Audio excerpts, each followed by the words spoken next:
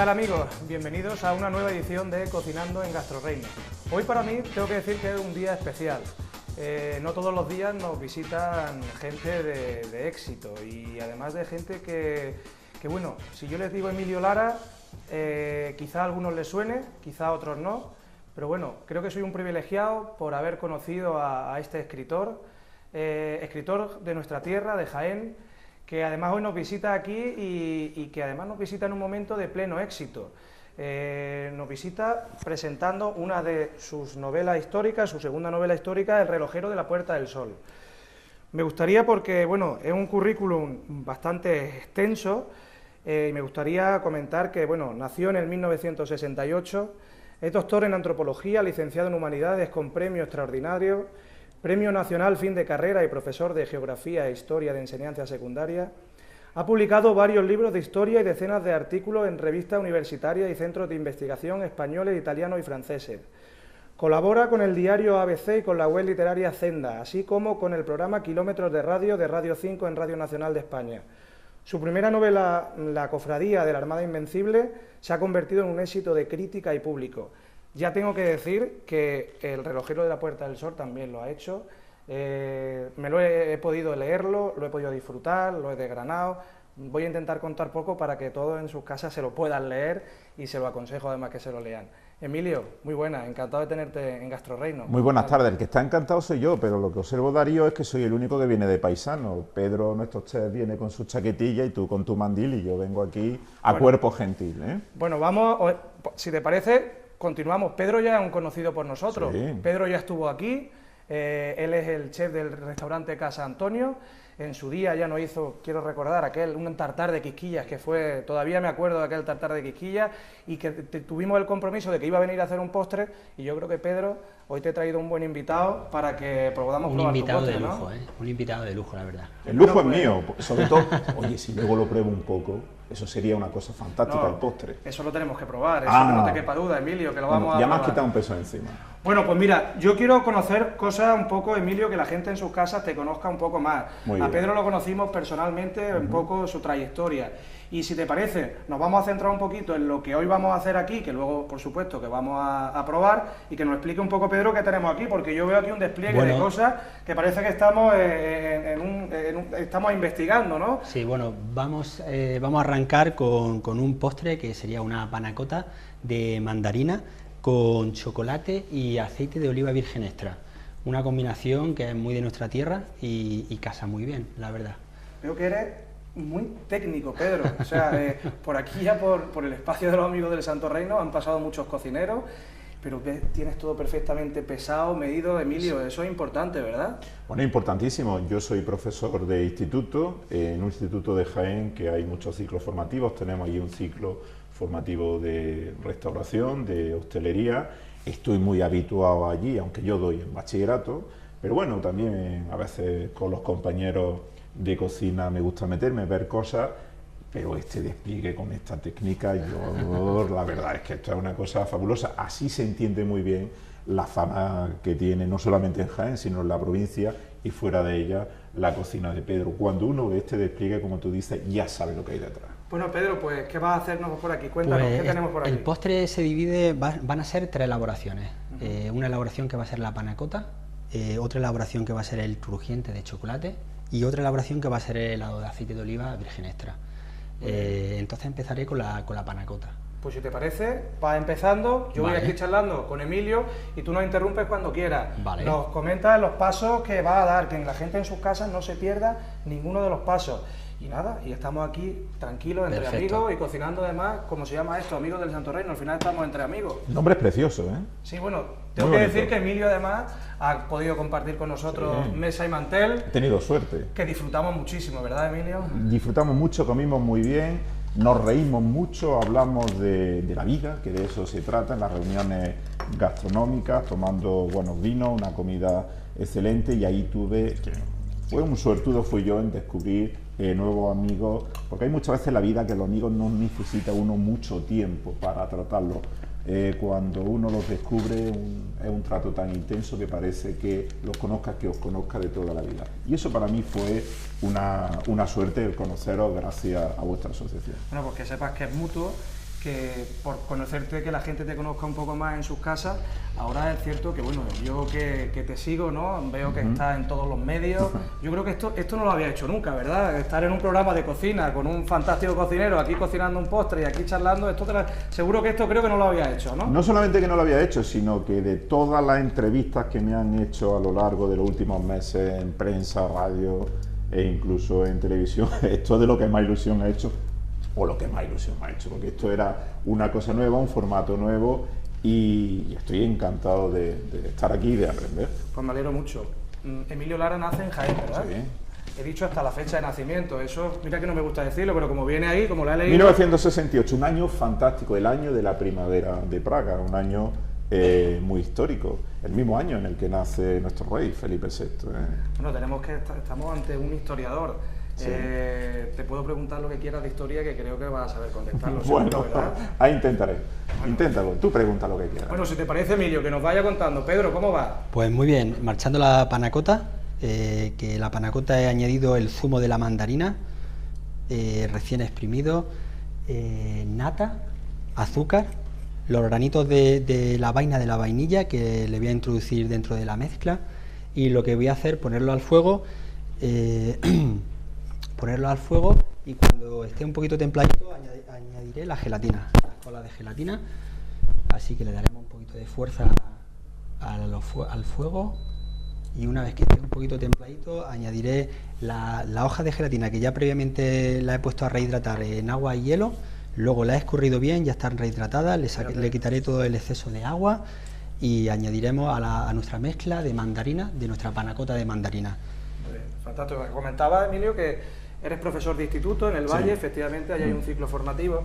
Qué importante es la formación, ¿verdad, Emilio? Bueno, es esencial, siempre lo ha sido, pero en nuestra época es fundamental. Yo le digo a mi alumno de bachillerato que la formación es esencial en nuestros tiempos por la globalización. Es una ventaja la que ellos tienen de la cantidad de instrumentos educativos que tienen a su disposición, pero en un mundo que ya es una aldea global, pues el estar muy bien preparado, el tener una educación especializada en algunos aspectos, integral en otros, humanista, de ciencias, de humanidades, de ciencias sociales, hace no solamente que ellos vayan a estar mejor capacitados para elegir sus estudios posteriores en la vida, sino que van a crecer como personas y van a estar en disposición de poder competir con gente no solamente de España, sino de cualquier país de Europa e incluso del mundo para labrarse su porvenir. Hoy es más esencial que nunca la educación. Sobre todo los ciclos formativos, al final, fíjate, la cocina, antiguamente los cocineros eran un poco, ¿no?, por tradición, porque sus padres, porque le enseñaban, por negocios familiares, pero bueno, hoy se forman. Pedro, ya lo comentamos la otra vez que nos visitaba, ha estado en otra de las escuelas de hostelería de Jaén, ¿verdad, Pedro? Sí. Estuviste en Gambrinus, ¿no? Sí. En la escuela de Gambrinus, y creo que eso es que adquiere unas connotaciones especiales. Al final, el hecho de que sepáis cocinar, ¿verdad, Pedro? Que vuestra familia lo haya enseñado, pero la formación cuando enseñan las cosas es eso fundamental. Es fundamental, claro. La formación en la escuela y tener esos profesores buenísimos es lo que te hace al final adaptarte, ¿no?, a lo profesional ya. Veo que la has rallado un poco de mandarina, ¿verdad? Sí, de la piel de la mandarina, ya tiene todo. No quiero que rompa a hervir, simplemente que esté calentito a unos 60-70 grados y ya tendríamos la panacota. Ya simplemente sería rellenar nuestro cacharrito y al frío. Perfecto. ¿Qué te parece, Emilio? Esto es una maravilla, ¿eh? Yo estoy disfrutando. Yo estoy encantado. Pero además de la compañía, estoy disfrutando de esto un montón, ¿no? Pero es que además el olor que me ha dado a mí cuando Pedro ha rallado la mandarina, este olor a naranja es un olor que a mí me retrotrae, como a ti, como a todos los que somos de Jaén, a la niñez, porque en diversas plazoletas de Jaén hay naranjos, incluso antes o después, no tanto el azar, sino estoy pensando en la Plaza del Pósito, en la plazoleta de San Bartolomé, correcto, en el instituto donde yo estudié, que había un patio de naranjo, y entonces ese olor a la naranja loca, que se decía, pues un olor muy persistente, muy de nuestra ciudad, y entonces pues la virtualidad que tiene la cocina no solamente es de disfrutar, oye, sino que también es un despliegue de los sentidos que a nosotros nos activa la memoria y nos hace recordar cosas interesantes de nuestra vida. Yo tengo que decir que he leído tu libro, como bien decía al inicio. Espero que te haya gustado. Me ha encantado, me ha encantado. Y sobre Muchas todo gracias. es que escuchándote hablar, estoy leyendo el libro otra vez, porque analizas las cosas al extremo y cuando hablas con detalles. Y creo que eso en un historiador es importante y sobre todo me sorprende cómo analizan las cosas en el libro y cómo da unos datos tan exactos de además de escenarios muy distintos, porque habla... Ahora nos vamos a centrar un poco en el libro, en el relojero de la Puerta del Sol, que bueno, la historia está un poco entre Londres y España, ¿verdad? Y hablas con datos muy exactos de la ciudad. ¿Cómo consigues tener esa exactitud y esa precisión en los datos a la hora de escribir? Intentando que el lector viaje en el tiempo. Pero claro, como no tenemos una máquina para viajar en el tiempo, ¿de qué forma lo hago? Documentándome. La documentación es, por ejemplo, estudiar varios cientos de fotografías antiguas del siglo XIX para saber cómo era la gente de esa época, la vestimenta, las calles, los comercios. Ese es el GPS que me sirve a mí para moverme por el Londres de esa época. Estudiando planos de esa época de Londres, literatura como la de Dickens fundamentalmente, o bibliografía sobre temas históricos de la época. Son muchas las fuentes de documentación que utiliza un historiador para escribir un libro. En este caso yo, como novelista, es fundamental esta documentación muy exacta, muy exhaustiva, para que sirva para construir el decorado de este mundo que ya no existe, pero que yo quiero recrear, para que el lector se crea que existe, al menos que viva en su cabeza. Y luego, pues la escritura me gusta que sea ágil, me gusta que sea rápida, muy fluida, que todo esto facilite esta manera de viajar en el tiempo, pero sin salir de tu casa, pues estando tranquilamente Tengo que sentado. decir que lo has conseguido, que no sé qué porcentaje de realidad y qué porcentaje de ficción hay en tu libro, porque muchas veces te llega a confundir, ¿no? Yo hay datos Eso que digo, es lo que busco muchas veces. Yo creo que, Darío, a mí me gusta en las novelas históricas mías que haya un 50% de ficción y un 50% de realidad, para que luego el lector desdibuje la frontera entre lo que sucedió y lo que podía haber sucedido, para que en definitiva la historia sea algo verosímil, que es lo que tiene que buscar el novelista histórico. Tengo que decirte que leyendo tu libro he tenido que acudir muchas veces a internet a ver, oye, esto ocurrió en esta época como tal, y buscar un poco, porque lo que me sorprende además es que tu historia se base en el relojero de la Puerta del Sol. Oye, cuando ya vamos desgranando un poco el libro, te das cuenta que es una persona muy importante y que ha sido una persona que fue muy importante, pero joder, ¿cómo te da por escribir sobre el relojero de la Puerta del Sol? Muy sencillo, lo va a entender perfectamente. Mira, Darío, yo me acuerdo hace bastante años leer un libro, unos 25 años, de Antonio Gala, Cuaderno de la Dama de Otoño, en el que el escritor cordobés decía que estando una tarde de jarana en su casa con su amigo, cuando ya levantaban el campamento y se iban, le decía, oye, Antonio, vamos a salir a la calle para continuar la juerga. Dice, no tengo ganas, me quedo aquí. Venga, hombre, Antonio, le presionó, no tenía ganas, esperaba, Antonio. ¿Y si por no salir hoy te pierdes la oportunidad de conocer al amor de tu vida? Y él dijo, no, el amor no se busca, el amor llega. Eso me pasó a mí con este libro. Yo tenía otra novela histórica en la cabeza, y hace poco más de un año y pico, un compañero de instituto, un amigo en mi departamento de historia, me contó a grandes rasgos la vida del relojero de la Puerta del Sol de Losada. Yo me quedé fascinado, alucinado, fue un flechazo. A los 5 minutos yo ya sabía que esa era mi historia y que tenía que escribirla yo. Es más, es que yo no entendía cómo no había una película o varias novelas escritas sobre el personaje. En cuanto llegué a mi casa por la tarde me puse a investigar, fueron 6-7 meses de documentación histórica y luego otros 6-7 meses de escritura, en los cuales en esta fase tanto de documentación previa como de redacción de la novela yo vivía en el siglo XIX. Mi mujer, desgraciadamente, vivía en el siglo XXI y estábamos en dos tiempos enfrentados. Un poco distintos, ¿no? Yo intentaré luego compensarla de alguna manera para que en algunos momentos de nuestra vida coincidamos. Seguro que está encantada también. Oye, vamos a ver un poco que aquí veo que Pedro ha avanzado mucho con su plato. Pedro, cuéntanos. La siguiente elaboración, bueno, un paso que me había saltado antes, con la panacota habría que colar. Como lo tenemos calentito, colaríamos y ya echaríamos en el recipiente, enfriar y cuajar en nevera. Y la siguiente elaboración que estoy haciendo el helado de aceite de oliva, que he echado los azúcares, azúcar normal, azúcar invertido, glucosa, he echado un poquito de leche, un poquito de nata. Pedro, perdóname, un inciso. Para la gente que lo oye en su casa, Azúcar invertido, yo me acabo de asustar un poco. Son azúcares, bueno, está el que conocemos todo, bueno, el azúcar, el que utilizamos digamos diariamente, que es el azúcar lustre, el azúcar normal, y luego tenemos otros tipos de azúcar que son que para los helados van muy bien porque le da diferentes texturas, y bien puede ser el azúcar invertido, que es un azúcar líquido. Ajá, y tenemos bien. también la glucosa, que es una textura un poquito más densa. Perfecto, Y ¿has mezclado entonces ahí todo un poco, no? Para hacer la panacota. No, en este caso sería para hacer el helado de aceite de oliva. Correcto. Y ya pues he añadido la nata, los azúcares, la leche, el estabilizante. El estabilizante, para la gente que no lo sepa, pues estabilizante es para darle cuerpo al helado. Y podríamos utilizar pues cualquier gelificante, nos podría servir de estabilizante. En este caso me gusta utilizar también la goma xantana. Y entonces le hemos añadido también la gomita xantana, y ya simplemente pues cocer y colar y simplemente congelar. Nosotros en el restaurante lo enmantecaríamos, pero en una casa pues simplemente congelaríamos, y cada 15 o 20 minutos lo sacamos y lo mezclamos con una varilla, y así hasta conseguir que el helado tenga una textura un poquito cremosa. Muy bien. Así que le voy a dar fuego. El aceite, me estaba acordando, bueno, todo el mundo sabe la importancia que el aceite ha tenido históricamente en Jaén, que ya durante la República y el Imperio Romano, Jaén era quien abastecía las despensas de toda la cuenca mediterránea. Pero luego, lo que quizá no sepa tanta gente, que en la Edad Media el aceite, en Jaén incluso, estaba muy mal visto el aceite de oliva, porque se consideraba un alimento fundamental de la cocina de judíos y de moros.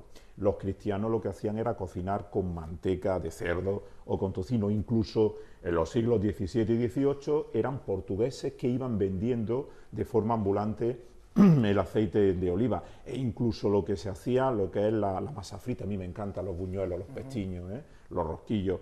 Se llamaba, eran los buñuelos y los churros, y eran muchas veces los gitanos quienes lo iban vendiendo, y los portugueses. En Jaén, muy cerca del ayuntamiento, estaba la calle Buñolería, que era donde estaban afincadas los gremios de confiteros y de pasteleros. Tiene que ser ya en el siglo XVIII cuando se pierde este sentido étnico-religioso del aceite de oliva, y ya empieza a ser consumido de forma más importante. Y esto del helado de aceite de oliva, esto sí que es una relativa novedad. Puede unos 10, 15 años, que yo curiosamente la primera vez que lo probé fue fuera de Jaén, fue en Ronda, y me encantó. Luego, por supuesto, lo he probado muchas veces en Jaén, pero no lo sirven en tantos restaurantes como a mí me gustaría, porque es una cosa que es como un buque insignia nuestro. Cuando viene gente fuera, el aceite de oliva, primero se sorprenden, creen que le estamos ofreciendo un helado como los de Mortadelo y Filemón de tortilla de patata, pero luego cuando lo prueban, oye, es que realmente es una cosa exquisita. Bueno, por continuar hablando de tu novela, me gustaría que un poco nos hablases de quién es José Rodríguez Losada, que hablábamos. ¿Por qué escribiste? ¿Por qué? Un flechazo por amor. Por amor fue, Sí, que eso sí, ya lo hablamos, sí. Que fue un poco por amor, pero sí, ¿quién es José Rodríguez Losada? Pues José Rodríguez Losada fue un español que nació en León en 1797, en Iruela, una aldea, y su padre, bueno, pues era un hidalgo muy empobrecido que se dedicaba a tener vacas. Él cuidaba las vacas del padre, era pastor, y en 1814, nada más terminar la Guerra de la Independencia, llega un atardecer a su casa y le faltaba una vaca. El padre le dice que vaya y busque la ternera, que como vuelva sin ella, lo mataba.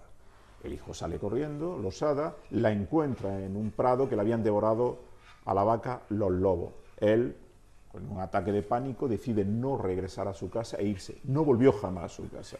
Al día siguiente lo recoge un arriero leonés que iba siguiendo la vía de la Plata hacia Extremadura, se va con él, y a partir de ahí realiza todo tipo de trabajo. Es un buscavidas, para buscarse la vida, para sobrevivir. Durante el trienio liberal él se alista en el ejército, llegó a ser oficial de caballería, y cuando los 100.000 hijos de San Luis invaden España, restauran en el trono a Fernando VII como monarca absoluto, él va a ser perseguido en Madrid por el comisario de policía, que tenía un nombre muy rimbombante el cargo, era superintendente de policía. Cuando estaba a punto de ir a la cárcel, él tiene que huir. En 1898 huye de España.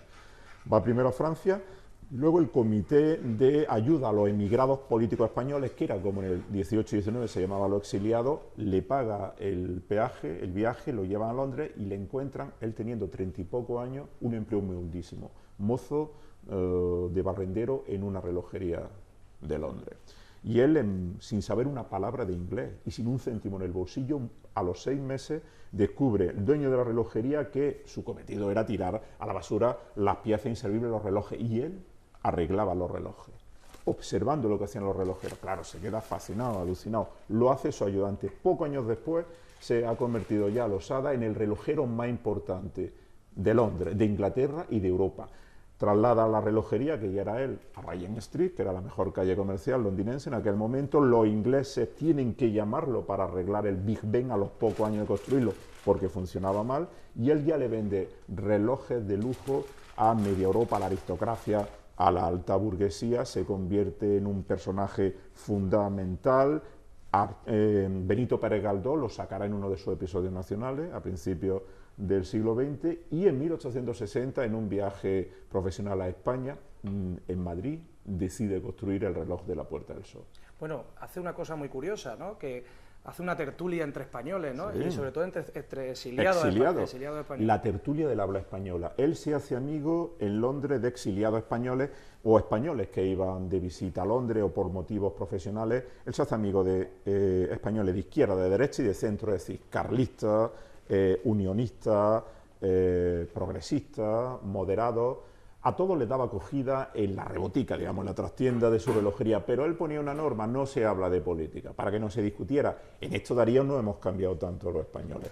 Pero lo bonito de él es cómo fue capaz de repensar el sentido de español y ser capaz de crear en el extranjero la España que podía haber sido y no era. Los españoles, el siglo XIX es muy azacaneado, muy diverso, muy contradictorio, pero él unió en amistad a los españoles en su tertulia, y esto es una cosa, vamos, para mí de una belleza y que de un sentido ético muy profundo, que fue uno de los motivos que me llevó a escribir la novela de este personaje. Tengo que decirte que estoy alucinando, estoy muy interesado por lo que nos estás contando. Y hablando de lo último, que hablamos del exilio, ahora te voy a hacer una pregunta sobre el exilio, porque eso parece que era del siglo pasado, pero por ahora hay algunos también por ahí exiliados, ¿verdad, Emilio?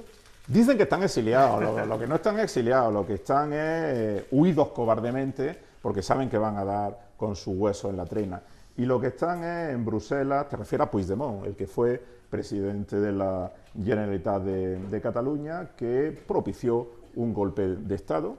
Y entonces, pues, bueno, los compinches de este golpe de Estado están en la cárcel, y bueno, ya le llegará su momento. Sencillamente un cobarde que huyó para no dar con su hueso en la cárcel. Supongo que allí estará leyendo en Bruselas TVO de Tintín, que a mí me fascinaba, o comiendo el magnífico chocolate belga. Bueno, hablando con la diferencia de José Rodríguez Losada, él sí añoraba volver aquí y añoraba volver a España, y vino, oye, fue un hombre de éxito. Sí. Y bueno, él siempre tenía a España, ¿no? Siempre la tenía en su corazón. Él no era un hombre resentido ni renegó de su país, tanto así que el reloj de la Puerta del Sol es un acto de amor hacia su país. Él, cuando viene en 1860 a España, la Puerta del Sol se está remodelando urbanísticamente y tiene el aspecto esencialmente que tiene ahora. Y él se aloja en un hotel de allí en la Puerta del Sol, porque él venía a tratar con los almirantes de la Marina la construcción de cronómetros de precisión para nuestros buques de guerra.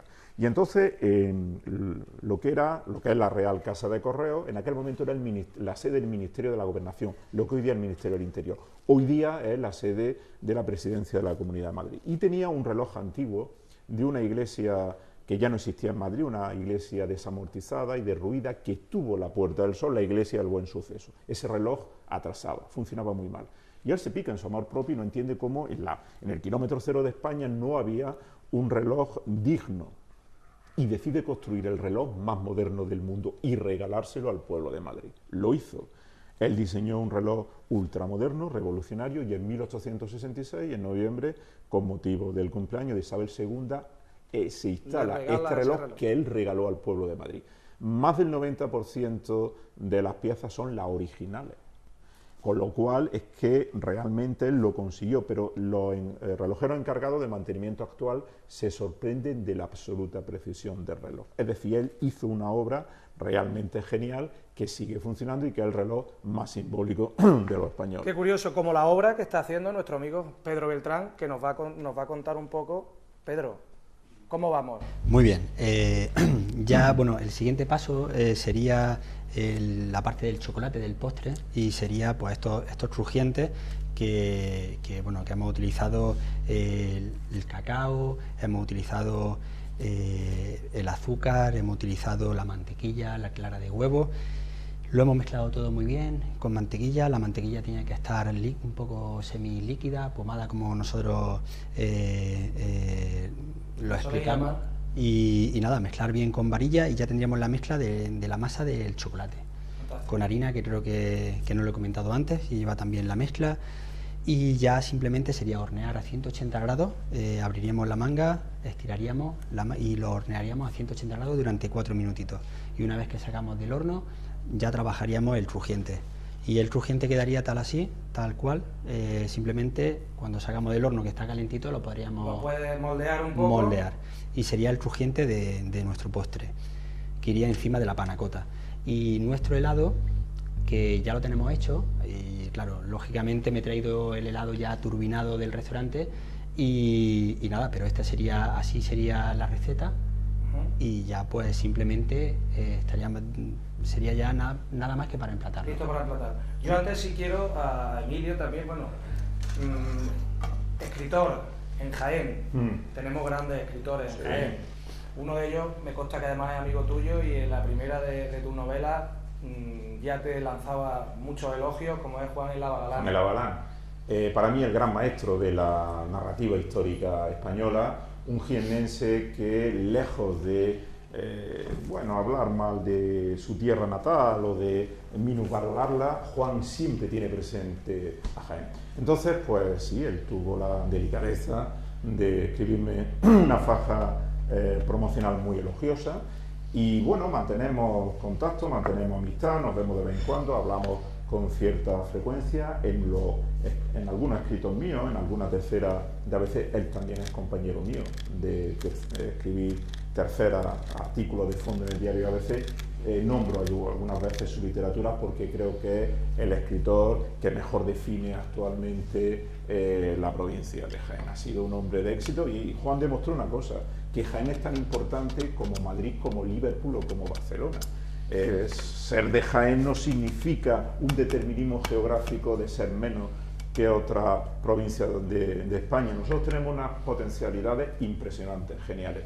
Y lo que tenemos que hacer es sencillamente trabajar mucho, tener un orgullo de nuestra tierra, pero bien entendido, el orgullo en el sentido de ponderar lo que tenemos, que es mucho y bueno, ahora y a lo largo de la historia. Bueno, y yo siempre en mis novelas hablo de Jaén. Bueno, es que a Fernando VII lo pongo comiendo chíos, ¿eh? O sea, fíjate si es una cosa que siempre tengo Jaén presente, efectivamente. Oye, de verdad, es una maravilla hablar contigo. Yo no sé, ¿ya estás pensando en la siguiente? ¿Me va a decir? ¿Sí? Por supuesto, claro que sí. Ya estoy ultimando ya la fase de redacción y supongo que en muy poquito tiempo, en muy pocas semanas... No revelar de qué va a hablar. No, va a ser una novela histórica, obviamente. Sí.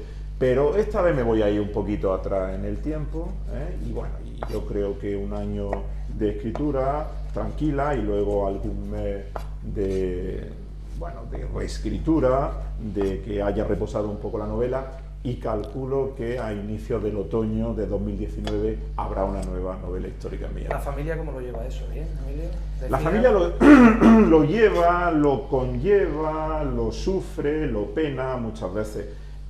Tú ten en cuenta que el periodo mío de escritura, una escritora, es una oposición contra mí mismo. Entonces esto es la gente se cree que la vida de un escritor es salir a los medios de comunicación, dar entrevistas, viajar por media España, hacer presentaciones y firmar y dar conferencias. Eso viene luego.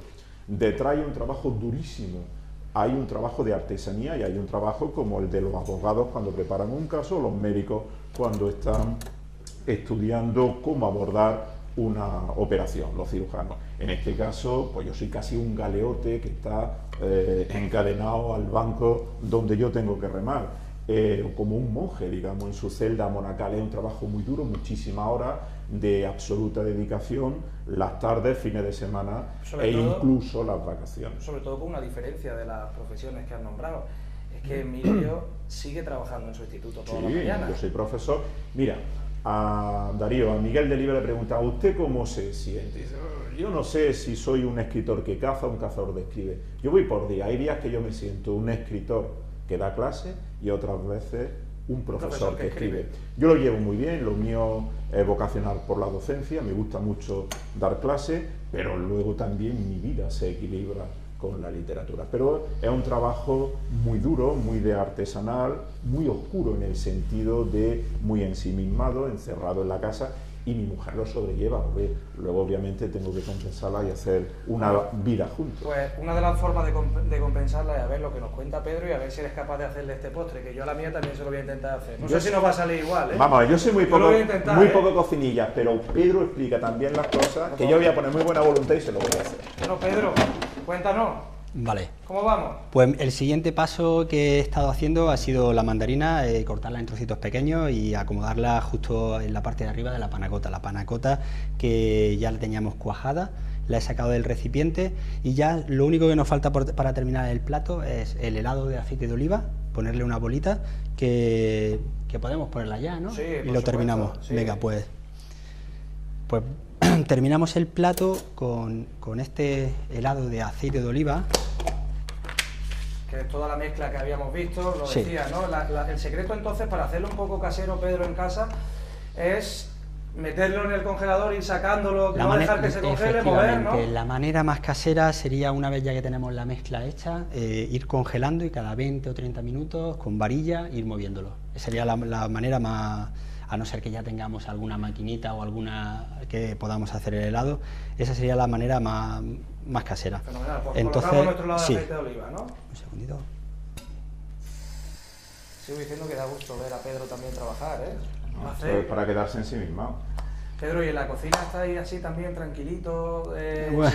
hablando, charlando? ¿no? Cuando tenemos el restaurante tranquilo, pero cuando está lleno, mucha tranquilidad no tenemos, pero... Y pondríamos la bolita de helado.